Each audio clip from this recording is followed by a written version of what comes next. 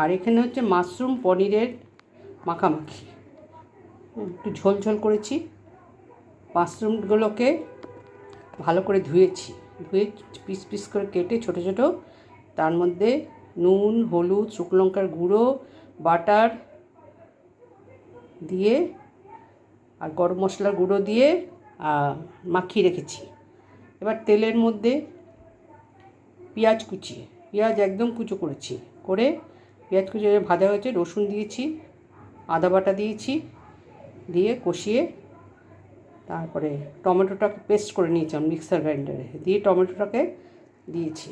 Tomato যখন একদম বেশ মাখো মাখো টমেটোর থেকে তেল ছেড়ে দিয়েছে, তখন একটু জল দিয়েছি।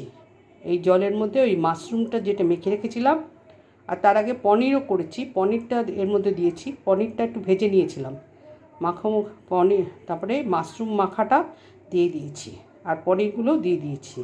দিয়ে ভালো করে কষানোর পরে যখন ঢাকা দিয়ে দিয়েছি, যখন ভালো করে হয়েছে, একটু জল হয়েছে, ঝোল একটু জল দিয়েছি বলে একটু ঝোল হয়েছে, দিয়ে তারপরে মাশরুম এটাকে কাজু বেটেছিলাম পেস্ট করে, দিয়ে কাজুটা দিয়ে দিয়েছি, দিয়ে আবার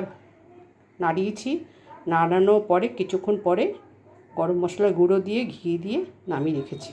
কেমন হয়েছে জানাবে। মাশরুম পনিরের মেলবন্ধন, মাশরুম পনিরের মেলবন্ধন কেমন হয়েছে জানাবে। এখানে মাশরুমও আছে, পনিরও আছে।